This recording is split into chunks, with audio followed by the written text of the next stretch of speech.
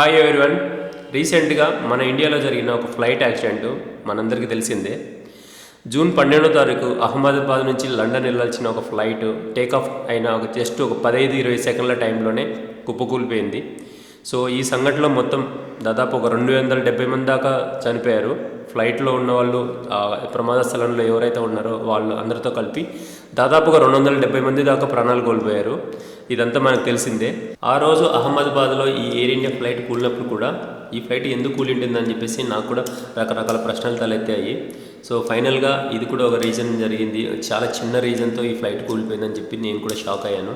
So ఆ information మీతో share చేసుకోవడం కోసం ఈ వీడియో చేస్తున్నాను. నేను ఈ టాపిక్లో ఈ ఫ్లైట్ ఎందుకు కూలిపోయింది అనేది గవర్నమెంట్ ఆథరైజ్డ్ ఒక రిపోర్ట్ రిలీజ్ చేసిన దాన్ని మీతో షేర్ చేసుకోబోతున్నాను.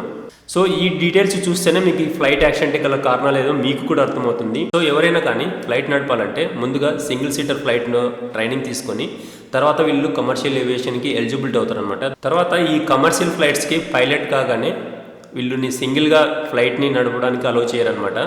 తనతో పాటు ఇంకో సీనియర్ పైలట్ ఉంటారు. అందుకే మీరు ఫ్లైట్ ఎక్కేటప్పుడు చూసి ఉంటారు, ఒక సీనియర్ ఫ్లైట్ ఆఫీసరు, తర్వాత ఒక జూనియర్ ఫ్లైట్ ఆఫీసర్ ఉంటారు. సో మొత్తం ఇద్దరు కలిసి ఫ్లైట్ని నడుపుతారు. కొన్ని ఫ్లైట్లలో ఫ్లైట్ ఇంజనీర్ కూడా ఉంటాడనమాట. దాని డిస్టెన్స్ బట్టి, the size of the flight బట్టి కూడా ఆ ఇంజనీర్ ఉంటాడా లేదనేది తర్వాత డిసైడ్ చేస్తారు. సో మొన్న జరిగిన ఫ్లైట్ యాక్సిడెంట్లో కూలిపోయిన విమానం వచ్చేసి బోయింగ్ కంపెనీకి చెందిన డ్రీమ్లైనర్ 787 సిరీస్ గల ఒక ఫ్లైట్ అనమాట. అది దాన్ని ఎయిర్ ఇండియా వాళ్ళు కొనుక్కొని ఫ్లైట్ నడుపుతున్నారు. సో మీతో ఇందాకనే షేర్ చేసుకున్నాను కదా, ఫ్లైట్లో ఒక సీనియర్ ఫ్లైట్ ఆఫీసర్, తర్వాత ఒక జూనియర్ ఫ్లైట్ ఆఫీసర్ ఉంటారు. సో ఇద్దరు పైలట్లు కలిపి ఫ్లైట్ని నడుపుతారు అనమాట. ఏదైనా ఒక ఫ్లైట్ కున్నప్పుడు ఆ బ్లాక్ బాక్స్లో ఏముంది అని అందరూ అడుగుతుంటారు అనమాట. సో ఈ బ్లాక్ బాక్స్ అనేది ఏంటంటే ఫ్లైట్లో ఉన్న ఒక డివైస్ అనమాట. ఆ బ్లాక్ బాక్స్ కనుక ఓపెన్ చేస్తే అందులో ఒక రికార్డర్ ఉంటుంది. జస్ట్ టేప్ రికార్డర్ లాగా టేప్తో పాటు ఉంటుంది. అది ఏంటి రికార్డ్ చేస్తుందంటే ఫ్లైట్లో ఉన్న పైలట్స్, అక్కడ ఉన్న గ్రౌండ్ కంట్రోల్ టీంతో మాట్లాడుకున్న సంభాషణ మొత్తాన్ని అది రికార్డ్ చేస్తుంది అనమాట. So step by step flight take off అయినప్పటి నుంచి ఫ్లైట్ మళ్ళీ ఇంకో డెస్టినేషన్లో ల్యాండ్ అయ్యేంత వరకు ఉన్న డిస్కషన్ అంతా అందులో రికార్డ్ చేయబడి ఉంటుందన్నమాట. ఇది కంప్లీట్గా ప్రొటెక్ట్ చేయబడి ఉంటుంది వల్ల ఫ్లైట్ యాక్సిడెంట్ అయినా కూడా ఈ బ్లాక్ బాక్స్ మాత్రం బ్రేక్ అవ్వదు అనమాట. అంత స్ట్రాంగ్గా దీన్ని ప్రొటెక్ట్ చేసి లోపల పెట్టింటారు. దానివల్ల అనలైజ్ చేస్తే ఫ్లైట్ ఎందుకు కూలింది అనేది వాళ్ళకు బేసిక్ ఇన్ఫర్మేషన్ వస్తుంది ఇన్వెస్టిగేషన్ ఏజెన్సీస్కి. సో ఆ రోజు కూడా ఈ ఎయిర్ ఇండియా ఫ్లైట్ కూలినప్పుడు ఈ ఫ్లైట్లో ఉన్న బ్లాక్ బాక్స్లో ఏముందని చెప్పేసి అందరూ క్వశ్చన్స్ రైజ్ చేశారు. సో ఈ బ్లాక్ బాక్స్ అనేది అంత ఇంపార్టెంట్ అనమాట. ఈ బ్లాక్ బాక్స్ని ఎవరు ఓపెన్ చేయడానికి లేదు. దీనికి ఓపెన్ చేయడానికి ఇంటర్నేషనల్ ఇన్వెస్టిగేషన్ బాడీస్ ఉంటాయి. ఇండియాలో కూడా air craft accident investigation bureau of India అని ఒక ఆథరైజ్డ్ బాడీ ఉంది. సో ఈ ఫ్లైట్స్ కూలినప్పుడల్లా వాళ్ళు ఆ బ్లాక్ బాక్స్ని సేకరించి అందులో ఉన్న డేటాని అనలైజ్ చేసి ఆ ఫ్లైట్కి కూలడానికి గల కారణాలు కనుక్కొని, సో ఆ కారణాలని వాళ్ళు నెక్స్ట్ మ్యానుఫ్యాక్చర్ చేసే ఫ్లైట్లో రెక్టిఫై చేయడం కానీ, లేదంటే పైలట్స్కి ఇంకా మోర్ వాళ్ళకి వెల్ ట్రైన్ చేయడం కానీ ఉపయోగపడుతుంది అనమాట. మొన్న అహ్మదాబాద్లో ఎయిర్ ఇండియా ఫ్లైట్ కూలినప్పుడు ఆ బ్లాక్ బాక్స్ని international authorized investigation bodies recover చేసుకున్నారనమాట.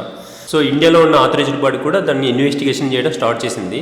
అంటే జస్ట్ ఒక ప్రిలిమినరీ రిపోర్ట్ని రిలీజ్ చేసింది అనమాట. సో ఆ ఇండియా రిలీజ్ చేసిన ఆ రిపోర్ట్ విని నేను కూడా షాక్ అయ్యాను. అది కూడా ఒక కారణం ఉంటుందా ఫ్లైట్ కూలిపోవడానికి అని చెప్పి నాకు ఫస్ట్ టైం చాలా సర్ప్రైజ్గా అనిపించింది. ఆ రిపోర్ట్లో ఏముందంటే ఒక పైలట్ ఇంకో పైలట్తో ఎందుకు ఈ ఫ్యూయల్ కంట్రోల్ స్విచ్ను ఆఫ్ చేసావని అడిగాడు. దానికి బదులుగా ఇంకో పైలట్ నేనైతే ఆఫ్ చేయలేదు అని అన్నారు అనమాట. ఇది ఆ బ్లాక్ బాక్స్లో ఉన్న డేటాని అనలైజ్ చేసి వచ్చిన రిపోర్ట్ అనమాట. ఈ రిపోర్ట్ చూశాక నాకు పర్సనల్గా కలిగిన డౌట్లు ఏంటంటే, మామూలుగా ఫ్లైట్ టేక్ ఆఫ్ అయ్యే టైంలో దానికి టేక్ ఆఫ్కి సంబంధించిన SOPs అంటారు, స్టాండర్డ్ ఆపరేటింగ్ ప్రొసీజర్స్. సో ఈ టేక్ ఆఫ్ అయ్యే టైంలో ఒక్కొక్కటి ఫాలో అవుతూ అన్ని స్టెప్స్ని వాళ్ళు ప్రాసెస్ కంప్లీట్ చేస్తేనే టేక్ ఆఫ్కి రెడీగా ఉన్నట్టు అనమాట. దాన్ని బేస్ చేసుకొని ఎయిర్ ట్రాఫిక్ కంట్రోలర్ వాళ్ళు కూడా వాళ్ళకి టేక్ ఆఫ్కి గో హెడ్ పర్మిషన్ ఇస్తారు. ఇప్పుడు ఏదైతే ఆఫ్లో ఉన్న ఫ్యూయల్ కంట్రోల్ స్విచ్లు అంటే ఏంటంటే, మామూలుగా ఫ్లైట్ ఎగరగడానికి, ఫ్లైట్ ముందుకెళ్ళడానికి కావాల్సిన పెట్రోల్కి సరఫరా చేసే స్విచ్లు అనమాట. అవి చాలా మెయిన్గా పెట్రోల్ సప్లై చేసే స్విచ్లు కూడా ఆఫ్లో ఆన్లో ఉండడం అంటే వాళ్ళు చూసుకోలేదా? ఈ ఫ్యూయల్ కంట్రోల్ స్విచ్ ఆఫ్లో ఉండడం వల్ల కరెక్ట్ టేక్ ఆఫ్ అయిన టైంకి గుర్తించారు వాళ్ళు. మళ్ళీ దాన్ని తిరిగి ఆన్ చేసేసరికి దాదాపు ఒక 2 సెకండ్స్ 5 సెకండ్స్ టైం తీసుకుంది. సో ఫ్యూయల్ కంట్రోల్ స్విచ్ ఆఫ్లో ఉందని తెలుసుకొని మళ్ళీ ఆన్ చేయడానికి దాదాపు ఒక 5 నుంచి 7 సెకండ్లు టైం పట్టింది వాళ్ళకు. ఫ్లైట్ టేక్ ఆఫ్ అయ్యే టైంలో ఈ ఫ్లైట్ ఇంజన్స్ ఎక్కువ ఫ్యూయల్ని కన్జ్యూమ్ చేసే ఛాన్స్ ఉంది. సో వాళ్ళు జస్ట్ ఒక 5 సెకండ్లు 4 సెకండ్ల తేడాతో ఆ పైలట్స్ ఆ ఫ్యూయల్ సప్లై చేసే స్విచ్ను ఆన్ చేసినా కానీ అంత పెట్రోల్ తగినంతగా ఇంజన్కి సప్లై అయిందా లేదనేది క్వశ్చన్ మార్క్.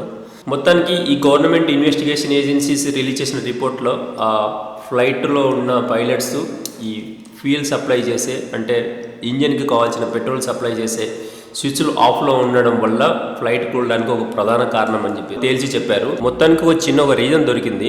సో ఈ రీజన్ బేస్ చేసుకొని వాళ్ళు ఫర్దర్ ఇన్వెస్టిగేషన్ని అడ్వాన్స్మెంట్ చేస్తారు. సో ఫుల్ డీటెయిల్స్ అనేది ఇంకా ఫుల్ రిపోర్ట్ రిలీజ్ అయినప్పుడే క్లియర్గా తెలుస్తుంది అనమాట. దాని తాలూకు కంప్లీట్గా పూర్తి ఇన్వెస్టిగేషన్ రిపోర్ట్ వచ్చేంత వరకు ఇది లీడ్గా ఉంటుంది అంతే దీన్ని ఇన్వెస్టిగేట్ చేయడానికి. తర్వాత ఈ ఇద్దరు పైలట్లు డిస్కస్ చేసుకున్నది జూనియర్ పైలట్ సీనియర్ పైలట్తో అన్నారా, లేదంటే సీనియర్ పైలట్ జూనియర్ పైలట్తో ఈ విషయాన్ని అడిగారా, ఎందుకు ఈ ఫ్యూయల్ కంట్రోల్ స్విచ్ ఆఫ్లో ఉన్నాయని అనేది. ఇప్పుడు నా రెండో ప్రశ్న, ఫ్లైట్లో ఒక పైలట్ ఇంకో పైలట్తో ఎందుకు ఫ్యూయల్ కంట్రోల్ చేసే స్విచ్ను ఆఫ్ చేశారని చెప్పేసి అడిగినట్టుగా ఉంది. సో వాళ్ళిద్దరిలో ఎవరూ ఆఫ్ చేయలేదు. సో మరి ఎవరు ఆఫ్ చేసినట్టు? నేను ఒక వీడియో చూశాను.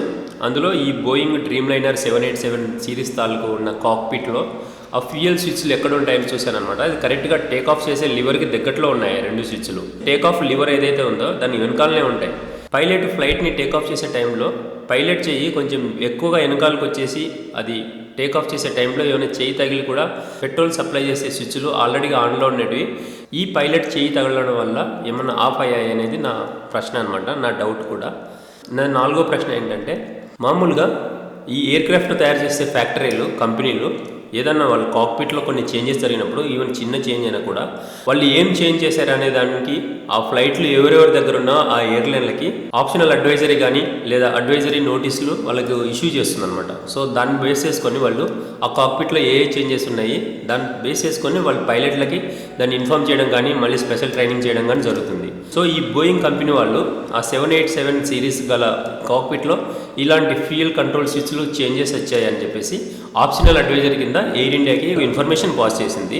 కాకపోతే ఈ ఎయిర్ ఇండియా కంపెనీ వాళ్ళు ఏదైతే ఫ్లైట్ కూలిపోయిందో ఆ కంపెనీ వాళ్ళు అందులో ఉన్న చేంజెస్ని పైలట్లకి చెప్పడం కానీ లేదంటే ఆ చేంజ్ని ఇన్ఫర్మేషన్ చేస్తూ వాళ్ళు ఎస్ఓపిలో స్టాండర్డ్ ఆపరేటింగ్ ప్రొసీజర్స్లో ఒక భాగంగా చేయడం కానీ జరగలేదు. సో ప్రోటోకాల్ను వాళ్ళు ఫాలో అవ్వలేదని చెప్పేసి క్లియర్గా రిపోర్ట్ కూడా ఉందన్నమాట.